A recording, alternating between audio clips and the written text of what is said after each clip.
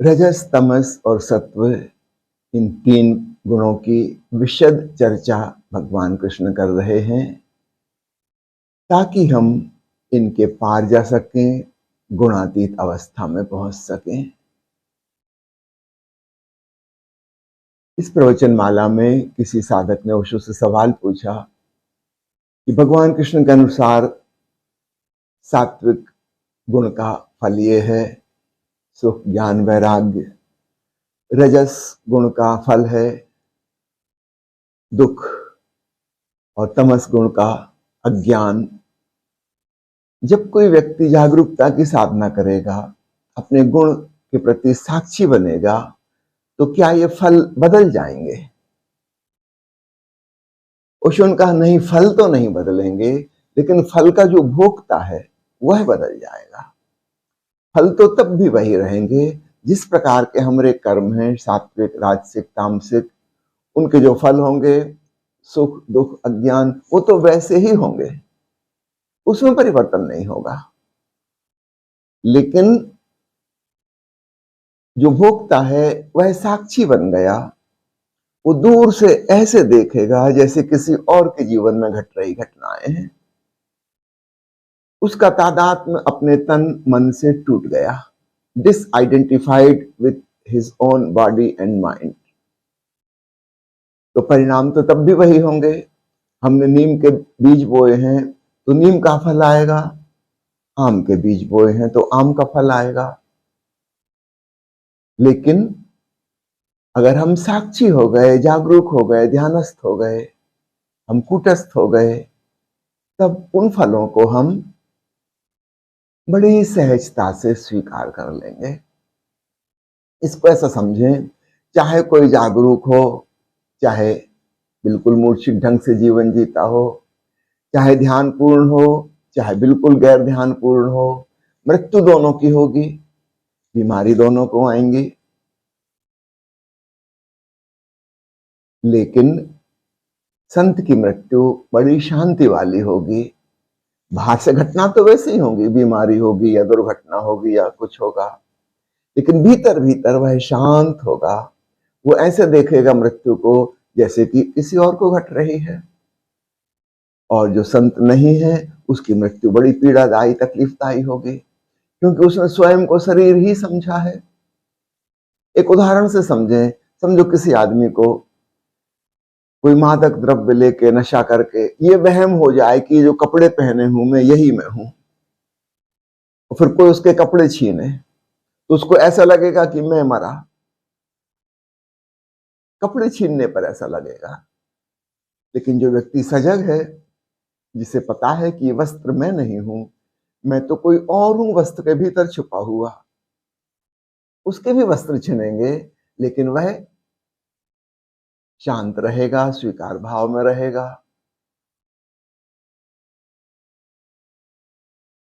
यह फर्क पड़ेगा।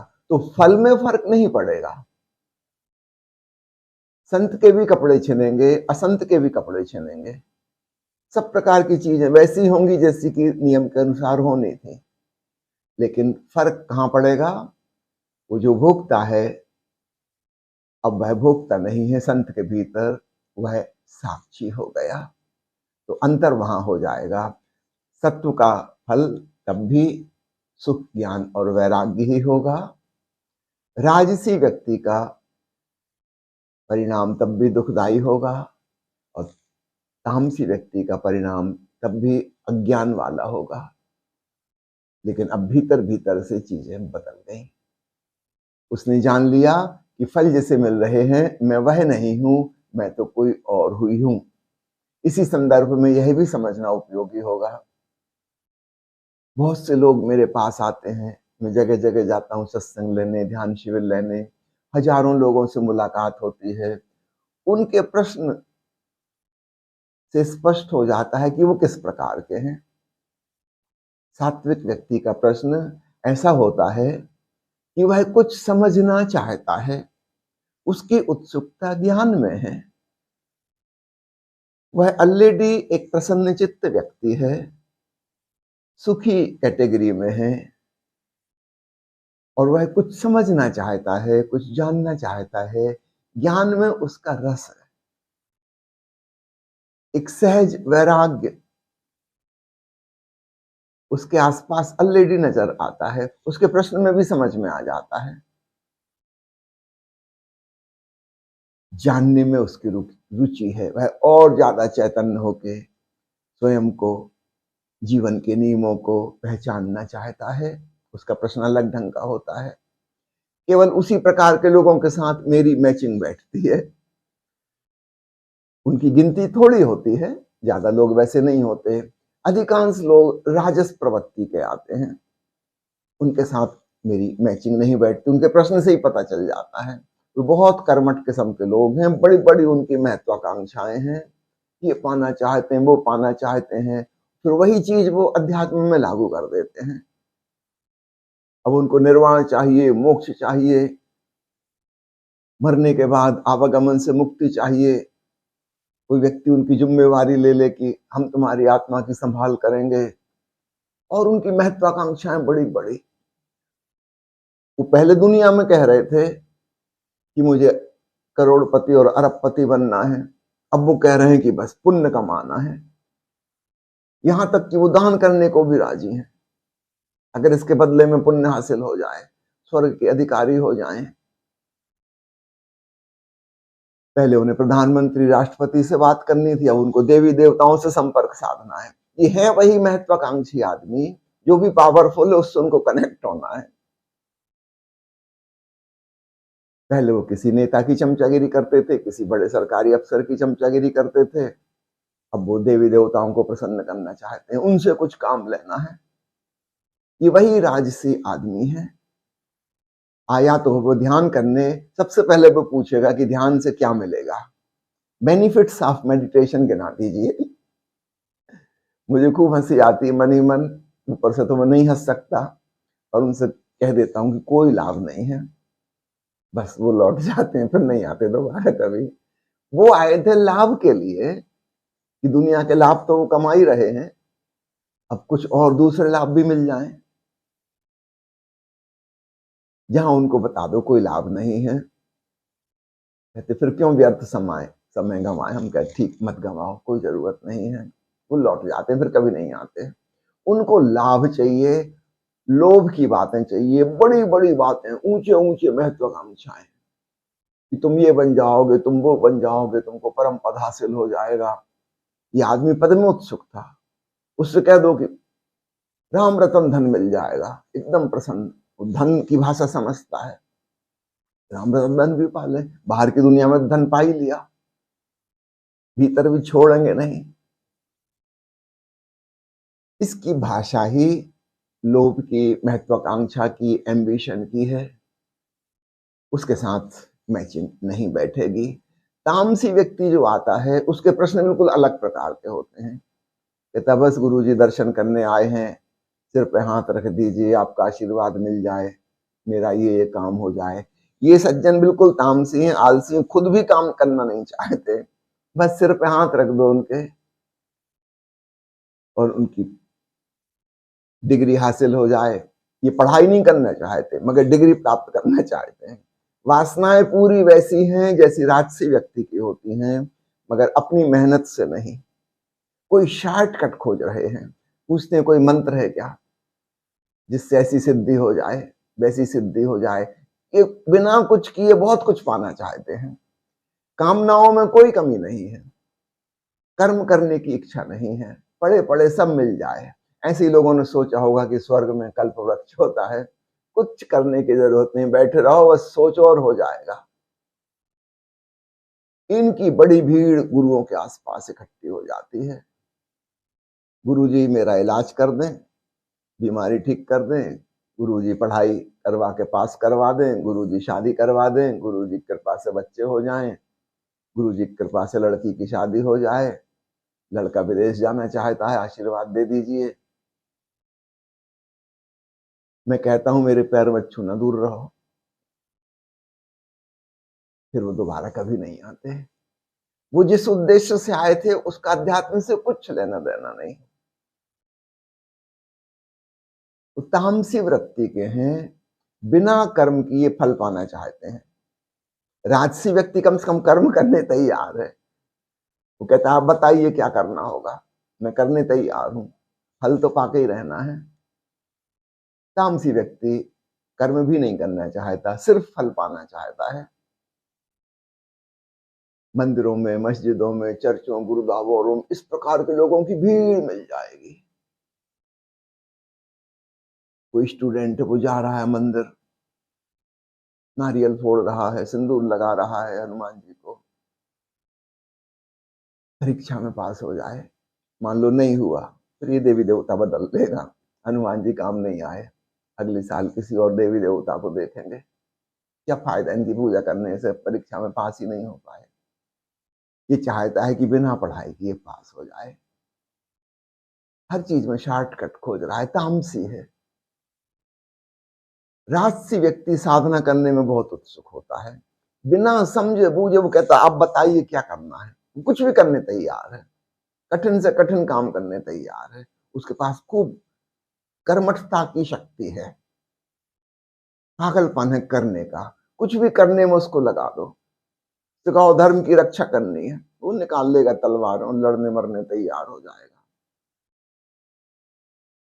सिखाओ इस संप्रदाय को 5000 साल तक चलाना है, एकदम भीड़ इकट्ठी हो जाएगी। ये वही लोग हैं जो किसी भी नेता की पार्टी में इकट्ठे हो जाते हैं, वो धर्मगुरु के पीछे आ जाएंगे। एक महत्वाकांक्षा मिल गई कि इस धर्म को 5000 साल तक चलाना है, सारी दुनिया में फैला देना है। कई लोग आते हैं मेरे पास, बिल्कुल नए नए आए हैं, वो ये नहीं पूछते कि ध्यान कैसे करें, वो कहते हैं हम आपकी बातों से बहुत प्रभावित हैं, आपका प्रचार प्रसार हम कैसे करें बताइए। मैं हाथ जोड़ देता हूँ, मुझे प्रचार प्रसार की जरूरत नहीं है, आप कहीं और जाओ। ये कर्मठ आदमी है, बहुत कुछ करना चाहता है, अगर इसको आप कुछ करने को दे दो तो वो एकदम प्रसन्न है, उसका करने का पागलपन उस काम में निकल जाएगा। पहले वो किसी राजनीतिक पार्टी का प्रचार प्रसार कर रहा था, अब वो किसी धर्मगुरु का करेगा, किसी संप्रदाय का करेगा। उसको तो प्रचार प्रसार करना है, उसको नारे लगाने में मजा आता है, उसको लोगों को कन्विंस करने में मजा आता है, कन्वर्ट करने में मजा आता है। ईसाई धर्म, मुसलमान धर्म सारी दुनिया में इतना फैल सके, ये कर्मठ लोगों के द्वारा। वो जिस प्रकार की ट्रेनिंग दे रहे हैं अपने मिशनरी को, जाओ सारी दुनिया में फैल जाओ, तुमको ये करना है वो करना है, ऐसा कर लोगे तो फिर ईसा मसीह तुम्हें स्वर्ग का अधिकारी बना देंगे, जाओ लोगों को ईसाई बनाओ। अभी वो खुद ही नहीं समझे हैं ईसा मसीह की शिक्षा, और वो चले समझाने, और वो हजारों लोगों को कन्वर्ट कर देंगे, ईसाई बना देंगे, और जगह जगह बड़े बड़े चर्च खड़े कर देंगे, बाइबल छपवा देंगे। लाखों करोड़ों रुपए खर्च करते हैं बाइबल छपवाने में, पढ़ता कोई नहीं, उन्होंने खुद ही नहीं पढ़ी।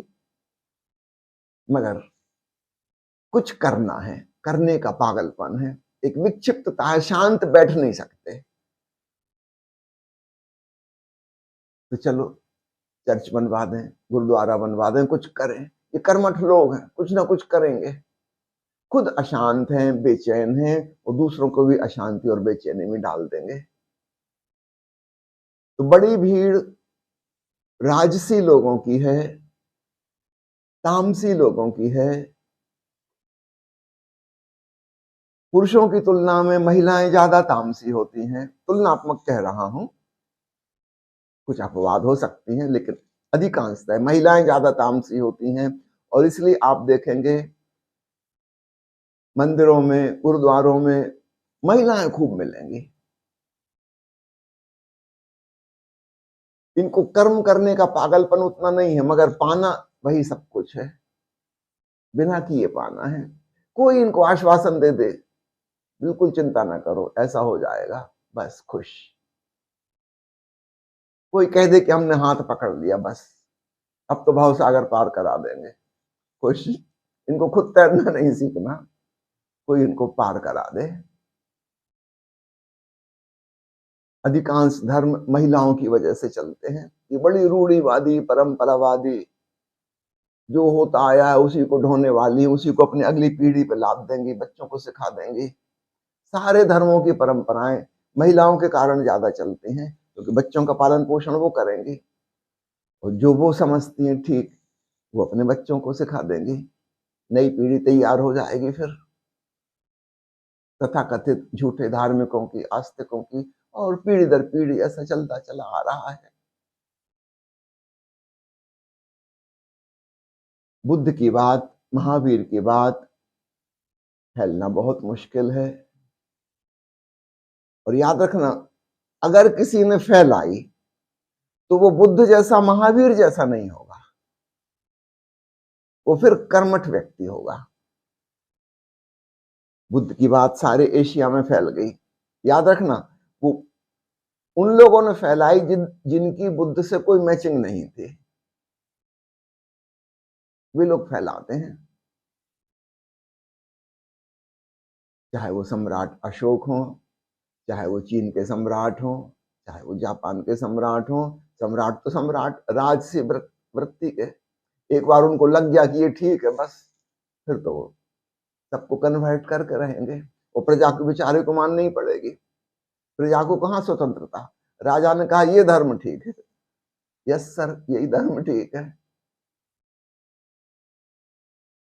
याद रखना, धर्म के नाम पर जो सेनानी की तरह, सिपाही के तरह उपद्रव मचाते लोग हैं, ये सब राजसी लोग हैं। सात्विक व्यक्ति शांत होता है, प्रसन्न होता है, उसके आसपास एक सात्विक सुगंध होती है। और जब वह कुछ सीखने आता है किसी के पास, तो वो समझने आता है, ज्यादा करने की वृत्ति उसकी नहीं होती। ऐसे व्यक्ति से धर्म का प्रचार प्रसार नहीं होगा। वो तो समझ के और शांत हो जाएगा, अपने भीतर डूब जाएगा। वास्तविक धार्मिक वही है, सचमुच का ध्यान ही वही है, लेकिन वह प्रचारक प्रसारक नहीं बन पाएगा। जो प्रचारक प्रसारक बन पाएंगे वे लोग हैं जिनको खुद ही ध्यान घटित नहीं हुआ अभी तक, और न संभावना की भविष्य में हो पाएगा। वे दूसरों को क्या सिखाएंगे, समझाएंगे, भगवान जाने। वो किसी अन्य अन्य तरीके से लोगों को कन्विंस करेंगे, पूरी बात ही बदल देंगे। बुद्ध की बात जब चीन पहुंची तो भिक्षुओं ने सारी बात बदल दी। यहां उन्होंने देख लिया कि बुद्ध की बात, शून्यता की बात, निर्वाण की बात लोगों को रास नहीं आई, लोग ना समझ सके। उन्होंने सारी भाषा चेंज कर दी।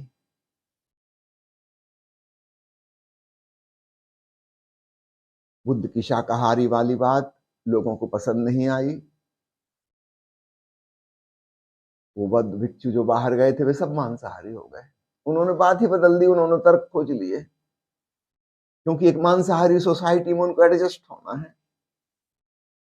उनके अनुसार वो ढल गए, सब चीजें उन्होंने उनके अनुसार ढाल ली अपनी। बुद्ध की बात तो कुछ बची ही नहीं उसमें, नाम भर बुद्ध का बचा। चलो ये तो 2500 साल पुरानी बात हो गई। पिछली सदी की बात देखें, स्वामी विवेकानंद रामकृष्ण का संदेश लेके अमेरिका गए, साल भर वहां रहे। अमेरिका में ईसाई मिशनरियों की कार्य प्रणाली से बहुत प्रभावित हो गए। लोग समझते हैं कि उन्होंने हिंदू धर्म की बात वहां पहुंचाई, उल्टा है, वे ईसाई धर्म से वहां से सीख के आ गए। वे एक कर्मठ प्रकार के व्यक्ति थे, कुछ करना है। रामकृष्ण भक्त किस्म के आदमी हैं, वे तो भक्ति भाव में अपने भीतर डूब जाते हैं, समाधि लग जाती है, कहाँ कुछ करने वाले। विवेकानंद बहुत कर्मठ वृत्ति के, वरना अमेरिका कौन जाता। उस समय यात्राएं कितनी कठिन थी। लौट के आए, उन्होंने अपने गुरु के नाम पर रामकृष्ण मिशन की शुरुआत कर दी, जो कि ईसाई मिशन की ही कॉपी, फोटो कॉपी। रामकृष्ण ने तो ऐसी कोई मिशनरी भावना नहीं थी। विवेकानंद पूरी तरह से ईसाई रंग ढंग में रंग गए थे, और वही रंग उन्होंने रामकृष्ण के नाम पे चढ़ा दिया। नाम भर रह गया रामकृष्ण का, जो हो रहा है वह सब ईसाई ढंग का हो रहा है। अब रामकृष्ण मिशन भी स्कूल खोल रही है, अस्पताल खोल रही है, गरीबों की सेवा कर रही है, बिल्कुल ठीक ईसाई मिशनरी की नकल। ऊपर ऊपर से ऐसा लग रहा है कि विवेकानंद रामकृष्ण की शिक्षा का प्रचार प्रसार कर रहे हैं। जरा गौर से देखना, रामकृष्ण की शिक्षा का तो कुछ बचा ही नहीं। ऊपर ऊपर से लेवल भर है, भीतर भीतर से सारा रंग ढंग क्रिश्चियनिटी वाला हो गया। रामकृष्ण ने कब स्कूल खोला था बताओ? कब धर्मशाला खोली थी? कब अस्पताल खोली थी? किस रोगी की सेवा की थी? रामकृष्ण तो एक भक्त थे। उन्होंने किसी की सेवा नहीं की, लोगों ने ही आकर उनकी सेवा की। सेवा की धारणा तो ईसाई धारणा है। भारत में तो कोई संत सेवा नहीं करता था। महात्मा गांधी बाहर पढ़ने गए थे, वो भी ईसाई रंग ढंग सिखाए। हाँ, उन्होंने सेवा शुरू की। पर याद रखना, राजनीतिक चित्त है, राजनीतिक सोच है, अंग्रेजों से लड़ना है, आध्यात्मिक ढंग से तो लड़ाई हो नहीं सकती। वही रंग ढंग अपनाने होंगे जो अंग्रेजों के हैं। महात्मा गांधी पहले धार्मिक किस्म के सेवक हैं भारत में।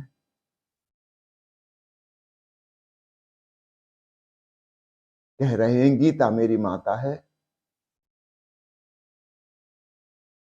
और उनकी सारी शिक्षा दीक्षा क्रिश्चियन स्टाइल की है। और महात्मा गांधी ने स्वयं स्वीकार किया है कि जिंदगी में 2-3 बार ऐसा समय आया जब उन्होंने धर्म परिवर्तन की सोची।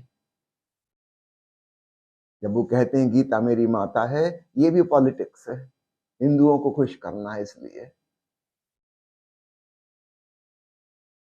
भीतर से ऐसा ही कोई भावना नहीं है। उन्होंने जो अपने 3 गुरु गिनाए हैं महात्मा गांधी ने, जिनकी शिक्षा पर वो चल रहे हैं, उसमें से एक जैन है और 2 ईसाई हैं। किसी हिंदू को उन्होंने अपना गुरु नहीं गिनाया है। उनकी दृष्टि में जो महापुरुष हैं, आदर्श लोग, उसमें एक जैन है और 2 ईसाई हैं। जिंदगी में 3 बार ऐसा समय आए थे जब वो बिल्कुल कगार पर पहुंच गए थे कि ईसाई हो जाएं, हिंदू धर्म छोड़ दें। साधु संत भारत में तो कभी सेवा नहीं किए। वे तो अपने ध्यान में मगन हो रहे थे, समाधिस्थ हो रहे थे। समाज को बदलने की चेष्टा नहीं की थी। हाँ, उनके आसपास थोड़े से लोग, कुछ लोग बदल जाएंगे, उनकी मौज। उन्होंने बदलने की चेष्टा नहीं की थी। ये उदाहरण मैं इसलिए कह रहा हूं ताकि आपको सत्व रजस तमस गुणों की बात ठीक से समझ में आ सके।